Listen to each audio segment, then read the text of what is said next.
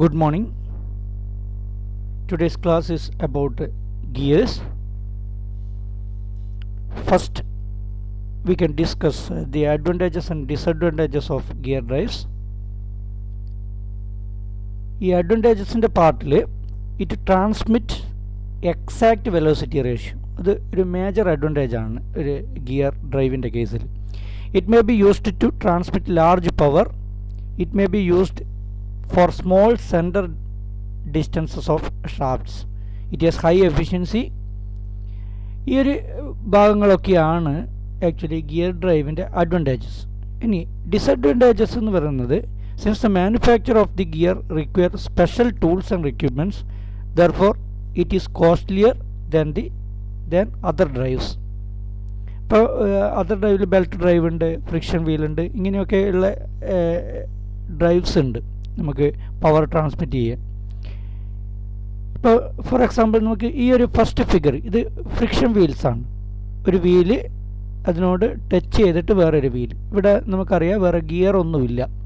Pagaram gear rotate first gear rotate develop friction kondana second gear move rotate opposite direction rotate friction develop. അപ്പോൾ ഇങ്ങനെയുള്ള കേസിൽ ഈ ഒരു പോയിന്റിൽ സ്ലിപ്പ് വരാനുള്ള സാധ്യതയുണ്ട് എന്ന് പറഞ്ഞാൽ അവിടെ ഒരു സ്ലിപ്പ് വരുമ്പോൾ തന്നെ എക്സാക്റ്റ് വെലോസിറ്റി ഇതിൻ്റെ എക്സാക്റ്റ് വെലോസിറ്റി നമുക്ക് ഇതിലേക്ക് ട്രാൻസ്മിറ്റ് ചെയ്യാൻ പറ്റില്ല, അല്ലെങ്കിൽ ഇതിൽ എത്ര പവർ ഉണ്ടോ ആ എക്സാക്റ്റ് പവർ നമുക്ക് ഇങ്ങോട്ടേക്ക് ട്രാൻസ്മിറ്റ് ചെയ്യാൻ പറ്റില്ല. ഇങ്ങനെയുള്ള കുറച്ച് ഒരു ഡ്രോബാക്സ് ഫ്രിക്ഷൻ വീലിൻ്റെ കേസിലുണ്ട്. അതേസമയം ഗിയർ ഡ്രൈവ് ഓർ ടൂത്ത്ഡ് വീലിൻ്റെ കേസിൽ നമുക്ക് ഈ എക്സാക്റ്റ് വെലോസിറ്റി റേഷ്യോ നമുക്ക് കീപ്പപ്പ് ചെയ്യാൻ പറ്റും. പിന്നെ ഒരു പ്രശ്നം ഇതിന് ഒരു ലാർജ് ഈ സെൻറ്റർ ഡിസ്റ്റൻസ് ഈ ഷാഫ്റ്റും തമ്മിലുള്ള സെൻറ്റർ ഡിസ്റ്റൻസ് ലാർജ് ആകുന്ന കേസിൽ നമുക്ക് ഗിയർ ഡ്രൈവ് അത്ര പോസിബിൾ അല്ല. അങ്ങനെയുള്ള കേസിൽ നമ്മൾ ബെൽറ്റ് ഡ്രൈവ് ഒക്കെയാണ് യൂസ് ചെയ്യുക. അതാണ് ഗിയർ ഡ്രൈവ് എന്ന് പറയുക. ഗിയർ ഡ്രൈവിൻ്റെ ഒരു ഡിസഡ്വാൻറ്റേജ് ആയിട്ട് വരുന്നത് കോമ്പാക്റ്റ് ഡിസൈനാണ് നമുക്ക് പോസിബിൾ ആയിട്ടുള്ളത്. ഓക്കെ, നെക്സ്റ്റ് ഇതിൻ്റെ ടെർമിനോളജിയാണ് ഗിയറിൻ്റെ ടെർമിനോളജി നമുക്കറിയാം. ഇതാണൊരു ഗിയർ ടീത്ത്. ഗിയർ ടീത്ത് ഇവിടെ കൊടുത്തിട്ടുണ്ട്. അപ്പോൾ ഗിയർ ടീത്തിൻ്റെ ഈ ടോട്ടൽ ഹൈറ്റ് ഇതാണ്. ഈ ഒരു ബേസിലൂടെയുള്ളൊരു സർക്കിളുണ്ട്, ഒരു സർക്കുലർ സെക്ഷനാണ് ആക്ച്വലി ഗിയറിൻ്റെ കേസിൽ വരുന്നത്. അപ്പോൾ ഈ ബേസിലൂടെയുള്ളത് നമ്മൾ ഡിഡൻഡം സർക്കിൾ എന്ന് പറയും. ഏറ്റവും മുകളിലൂടെയുള്ള സർക്കിൾ വരുന്നത് അഡൻഡം സർക്കിൾ എന്ന് പറയും. ഇതാണ് അഡൻഡം സർക്കിളിന് ഏറ്റവും ടോപ്പ് പോർഷനിലൂടെ ഉള്ള സർക്കിളാണ്. ഡിഡൻഡം സർക്കിൾ ഏറ്റവും ബോട്ടം പോർഷനിലൂടെയുള്ള സർക്കിളാണ്. ഇനി ഈ ഒരു പാർട്ട് ഇതാണ് ആക്ച്വലി പിച്ച് സർക്കിൾ എന്ന് പറയുന്നത്. ഈ ഒരു സർക്കിളാണ് പിച്ച് സർക്കിൾ. ഈ പിച്ച് സർക്കിളിന് മുകളിലുള്ള പോർഷൻ നമ്മൾ അഡൻഡം എന്ന് പറയും, ഇതിന് താഴേക്കുള്ള പോർഷൻ ഡിഡൻഡം എന്ന് പറയും. ഈ പിച്ച് സർക്കിൾ എന്ന് പറയുന്നത് ആക്ച്വലി ഒരു രണ്ട് മേറ്റിംഗ് ഗിയർ ഉണ്ടെങ്കിൽ നമ്മൾ ഇതിന് പകരം ഒരു ഫ്രിക്ഷൻ വീൽ യൂസ് ചെയ്യുകയാണെങ്കിൽ, friction wheel without gear teeth നമ്മൾ ഫ്രിക്ഷൻ വീൽ യൂസ് ചെയ്യുകയാണെങ്കിൽ ആ exact it is an imaginary circle which by pure rolling action would give the same motion as the actual gear. Actual gear കൊടുക്കുന്ന same motion നമുക്ക് കിട്ടുന്ന തരത്തിലുള്ള pure rolling action എന്ന് പറഞ്ഞാൽ without gear teeth നമ്മൾ പിന്നെ പ്യുവർ റോളിംഗ് ആക്ഷൻ കൊടുക്കുമ്പോൾ same motion keep up ചെയ്യുന്നുണ്ടെങ്കിൽ ആ ഒരു ഡയമീറ്റർ വരുന്ന സർക്കിൾ അതാണ് ആക്ച്വലി പിച്ച് സർക്കിൾ. അതിൻ്റെ പിച്ച് സർക്കിൾ ഡയമീറ്റർ അറിയാം. അങ്ങനെയുള്ള കുറേ കാര്യങ്ങളൊക്കെ ഇവിടെ ഡീറ്റെയിൽ ആയിട്ട് കൊടുത്തിട്ടുണ്ട്. അപ്പോൾ അഡൻഡും ഡിഡൻഡും ഒക്കെ ഓൾറെഡി ഞാൻ പറഞ്ഞു കഴിഞ്ഞു. ഓക്കെ, നെക്സ്റ്റ് ഒരു ഇമ്പോർട്ടൻറ്റ് പോയിൻറ്റ് സർക്കുലർ പിച്ചാണ്. Circular pitch it is the distance measured on the circumference of the pitch circle from a point of one tooth to the corresponding point on the next tooth. അപ്പോൾ ഈ ഒരു പോയിന്റിൽ നമ്മൾ ഇതൊരു ടൂത്താണ്, ഇതൊരു tooth.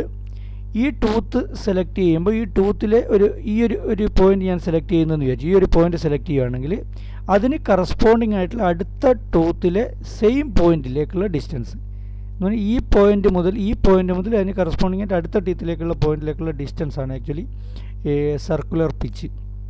ആ circular pitch എന്ന് പറയുന്നത് ടോട്ടൽ പെരിമീറ്റർ പിച്ച് സർക്കിളിൻ്റെ പെരിമീറ്റർ അത് പൈ ഡി ആണ്.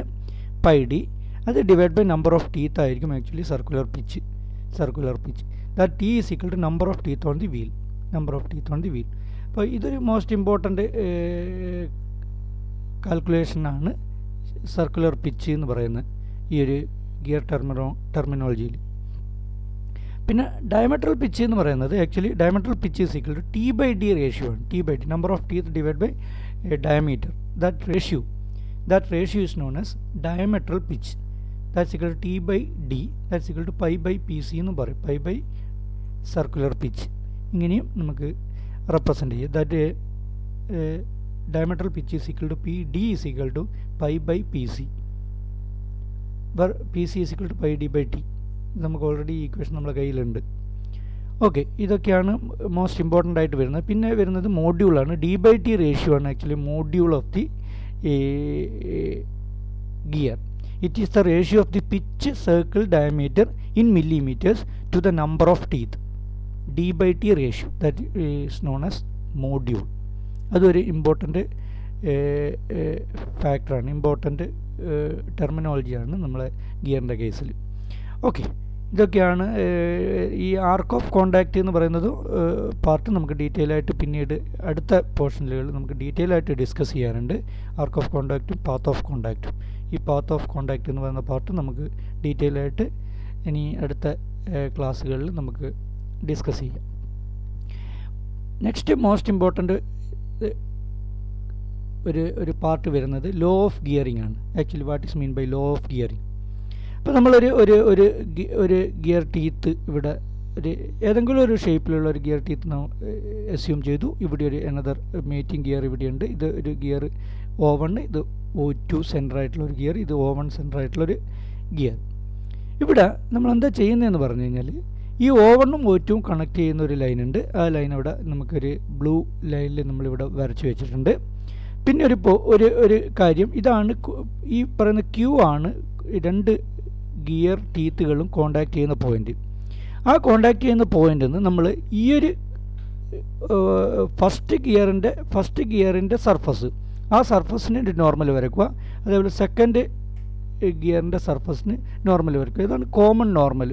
MN എന്ന് പറയുന്നതാണ് common normal passing through that contact point Q. അപ്പോൾ ആ MN കൃത്യമായിട്ട് നമ്മൾ മനസ്സിലാക്കുക. Let TT be the common tangent and MN be the common normal to the curves at the point of contact Q. അപ്പോൾ ഇതിൻ്റെ അകത്ത് വീൽ 1 എന്ന് പറയുന്നത് പിനിയൻ ആണ്. And the other wheel 2 and the other on the wheel 2. ഇത് രണ്ടും പിന്നെ മനസ്സിലാക്കണം. നമ്മൾ ഇതിൻ്റെ ഒമേഗ എന്ന് പറയുന്നത് ആംഗുലർ വെലോസിറ്റി എന്ന് പറഞ്ഞാൽ ω2, ഇതിൻ്റെ ആംഗുലർ വെലോസിറ്റി ω1. ഇത്രയും കാര്യങ്ങൾ ആദ്യം ഒരു ഡീറ്റെയിൽ ആയിട്ട് പറഞ്ഞിട്ടുണ്ട്. ഇനി ശ്രദ്ധിക്കേണ്ടത് ഈ ഒരു Q എന്ന് പറയുന്ന കോണ്ടാക്റ്റ് പോയിൻ്റ്,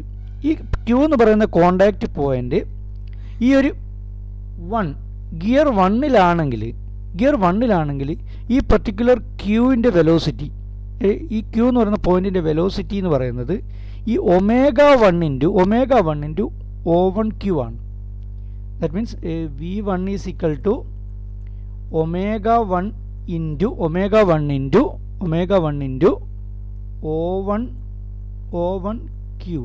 O1Q എന്ന് പറയുന്നതാണ് ഡിസ്റ്റൻസ്. അതാണ് V1 when that point lying on this particular gear, first ഗിയറിലാണെങ്കിൽ. ഇനി ശ്രദ്ധിക്കേണ്ടത് ഈ O1Qന് പെർപെൻഡിക്കുലറാണ് V1 ആയിട്ട് വരേണ്ടത്. O1Qന് പെർപെൻഡിക്കുലർ ആയിരിക്കും V1 when that point lying in this particular gear. ഇനി സെയിം പോയിൻ്റ് തന്നെ നമുക്ക് ഈ ഒരു പിന്നെ സെക്കൻഡ് ഗിയറിൻ്റെ പാർട്ടായിട്ട് നമുക്ക് ഇമാജിൻ ചെയ്യാൻ പറ്റും. അപ്പോൾ സെക്കൻഡ് ഗിയറിൻ്റെ പാർട്ടായിട്ട് ഇമാജിൻ ചെയ്യുമ്പോൾ ഈ O2Qന് പെർപെൻഡിക്കുലർ ആയിരിക്കും വെലോസിറ്റി. അതുമാത്രമല്ല ഈ O2Q എന്ന് പറയുന്ന ഡിസ്റ്റൻസ്, ആ O2Q എന്ന് പറയുന്ന ഡിസ്റ്റൻസിന് പെർപെൻഡിക്കുലർ ആയിട്ട് വേണം നമ്മൾ ആ വെലോസിറ്റി V2 മാർക്ക് ചെയ്യുക. And that V2 is equal to ω2 into O2Q. V2 എന്ന് പറയുന്നത് ω2 ഈ ω1ന് കറസ്പോണ്ടിങ് ആയിട്ട് ω2 വരും. ω2 ഇൻറ്റു O2Q. ആ ഒരു കാര്യം കൂടി ശ്രദ്ധിക്കുക. അപ്പം V1 ഇനി നമുക്ക് ഇത് പിന്നെ മേറ്റിംഗ് ഗിയർ ആയിട്ട് നിൽക്കണമെങ്കിൽ ഈ ഒരു മോഷൻ പിന്നെ നമുക്ക് പിന്നെ ബ്രേക്ക് ചെയ്ത് പോവാതിരിക്കണമെങ്കിൽ ഈ പറയുന്ന രണ്ട് ഈ ഒരു കോമൺ നോർമലിലേക്ക് ഈ കോമൺ നോർമലിലേക്കുള്ള component V1 V2 component same ആയിരിക്കണം, സെയിം വെലോസിറ്റി ആയിരിക്കണം. ആ നോർമലിൽ കോമൺ നോർമലിലേക്ക് സെയിം വെലോസിറ്റി കോമ്പണൻറ്റ് കിട്ടണം. Let V1 and V2 be the velocities of the point Q on the wheel 1 and 2 respectively. If the teeth are to remain in contact, then the components of these velocities along the common normal must be equal. ഇതാണ് most important. Common നോർമലിലൂടെയുള്ള ഈ രണ്ട് വെലോസിറ്റിയുടെ components equal ആയിരിക്കണം. Alpha എന്ന് പറയുന്നത് mark ചെയ്യുന്നത് angle between O1M and O1Q. ഇതാണ് നമ്മൾ alpha ആയിട്ട് എടുക്കുന്നത്. ആൽഫ, ഈ ആംഗിൾ ആൽഫയാണ്. അതേപോലെ ഈ angle between O2N and O2Q, ഈ കംപ്ലീറ്റ് ആംഗിളാണ് ബീറ്റ. അപ്പോൾ ശ്രദ്ധിക്കേണ്ടത് ഈ ഒരു ആംഗിൾ ആൽഫ. ഇനി ഈ O1M എന്ന് പറയുന്നത് പെർപെൻഡിക്കുലർ ടു MN ആണ്. ഇപ്പോൾ ഈ ഒരു ആംഗിൾ 90 ഡിഗ്രിയാണ്. ഈ ഒരു ആംഗിൾ എന്ന് പറയുന്നത് ആൽഫയാണ്.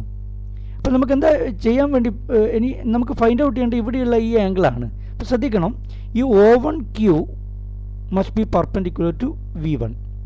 അപ്പോൾ O1Qന് പെർപെൻഡിക്കുലറാണ് V1. ഇനി O1Mന് പെർപെൻഡിക്കുലറാണ് MN. അപ്പോൾ ഈ V1ഉം ഇവിടെ കിട്ടുന്ന ഈ V1ഉം ഈ പെർപെൻഡിക്കുലറിൻ്റെ ഇടയിലുള്ള ആംഗിൾ, ഈ ആൽഫ ആംഗിൾ തന്നെയായിരിക്കും ഈ ആംഗിളായിട്ട് വരിക. അപ്പോൾ angle between V1 and common normal is equal to alpha. Angle between V1 and common normal is equal to alpha. ഈ ആംഗിൾ ആൽഫയാണ്. ഇനി ആ സെയിം കൺസെപ്റ്റ് ഇവിടെ അപ്ലൈ ചെയ്ത് നോക്കൂ. Angle between O2N and O2Q is equal to beta. ഇനി O2Nന് പെർപെൻഡിക്കുലറാണ് MN, O2Qന് പെർപെൻഡിക്കുലറാണ് V2. അപ്പോൾ angle between MN and V2, ഈ കംപ്ലീറ്റ് ആംഗിൾ എന്ന് പറയുന്നത് ബീറ്റ ആയിട്ട് വരും. ഇവിടെ എത്രയാണോ ആംഗിൾ ആ ആംഗിൾ ആയിരിക്കും ഇത്. കാരണം ഇതിന് പെർപെൻഡിക്കുലറാണ് MN, ഇതിന് പെർപെൻഡിക്കുലറാണ് V2. അപ്പോൾ ആ രണ്ട് പെർപെൻഡിക്കുലേഴ്സിൻ്റെ ഇടയിലുള്ള ആംഗിൾ എന്ന് പറയുന്നത് ഈ ലൈൻസിൻ്റെ ഇടയിലുള്ള ആംഗിൾ ആയിരിക്കണം. അപ്പോൾ ഇതാണ് ഈ ഒരു ആംഗിൾ ബീറ്റ വരും, ബീറ്റ. ദെൻ ഇനി കോമൺ നോർമലിലേക്കുള്ള ഇതിൻ്റെ കോമ്പണൻസ് എന്ന് പറയുന്നത് V1 കോസ് ആൽഫയാണ്. V1 cos alpha is equal to ആ കോമ്പണൻ്റ് ആണ്. That must be equal to V2 cos beta. അതാണ് ഈ ഇക്വേഷൻ. ഇപ്പോൾ V1 is equal to omega 1 into O1Q, that into cos alpha is equal to omega 2 into O2Q into cos beta. ഇനി പിന്നെ നമ്മൾ triangle എടുത്തിട്ട് നമ്മൾ cos ആൽഫക്ക് പിന്നെ O1M divide by O1Q, ഇത് ഈ റൈറ്റ് ആംഗിൾ ട്രയാങ്കിളിൽ നിന്ന് കോസ് ആൽഫ സബ്സ്റ്റിറ്റ്യൂട്ട് ചെയ്യുകയാണ്.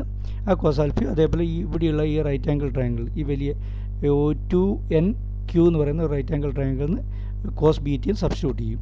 Then omega 1 into O1M is equal to omega 2 into O2N. Then omega 1 by omega 2 is equal to O2N by O2M. O2N divide by O1M. ഇത് divide by ഇതാണ് ഒരു omega 1 by omega 2 കിട്ടുന്നത്. ഇപ്പോൾ similar triangle O2P നമുക്കിവിടെ similar triangle ഇവിടെ പറഞ്ഞ O1MP എന്ന് പറയുന്ന ഒരു ട്രയാങ്കിളും O2NP എന്ന് പറയുന്ന ട്രയാങ്കിൾ കിട്ടും. ഈ പിച്ച് പോയിൻ്റ് കണക്ട് ചെയ്യുന്ന ട്രയാങ്കിൾ കിട്ടും. ആ ട്രയാങ്കിൾ എന്ന് എടുത്തു കഴിഞ്ഞാൽ നമുക്ക് O2P divide by O1P equal to O2N by O1M എന്ന് കിട്ടും. അപ്പോൾ നമുക്ക് omega 1 by omega 2 equal to omega 1 by omega 2 equal to ഇതിന് പകരം ഈ ഒരു റിലേഷന് പകരം നമുക്ക് O2P ഡിവൈഡ് ബൈ O1P എന്ന് കൊടുക്കാൻ പറ്റും. O2P divide by O1P. ഇതാണ് ആക്ച്വലി ലോ ഓഫ് ഗിയറിംഗ്. അവിടെ ഫൈനൽ സ്റ്റേറ്റ്മെൻറ്റ് നോക്കാം. We see that the angular velocity ratio is inversely proportional to the ratio of the distance of P from the centers O1 and O2, or common normal to the two surfaces at the point of contact Q intersects the line of center at point P, which divides the center distance inversely as the ratio of the angular velocities. അപ്പോൾ അതാണ് most important. ഈ ഒരു centre to centre ലൈന് centre to centre connect ചെയ്യുന്ന ലൈനിന് ഈ ഒരു pitch circle divide ചെയ്യുന്ന പോയിൻ്റ്, അതാണ് പിച്ച് പോയിൻ്റ് പി. ആ ഒരു പോയിൻ്റ് അപ്പോൾ ഈ സെൻറ്റർ പോയിൻ്റ് ആ പോയിൻറ്റിലേക്കുള്ള ഡിസ്റ്റൻസ് തമ്മിലുള്ള റേഷ്യോ, ആ റേഷ്യോ എന്ന് പറഞ്ഞാൽ inversely proportional to ω1 by angular velocities. അപ്പോൾ ω1 by ω2 is equal to O2P divide by O1P. അതാണ് ഈ ഒരു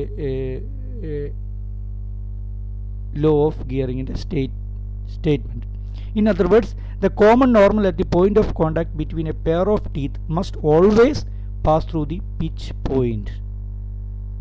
It is also known as law of gearing. ഇതാണ് ലോ ഓഫ് ഗിയറിംഗ്. ഓക്കെ, ഇത്രയാണ് ഇന്നത്തെ ക്ലാസ്. Thank you all.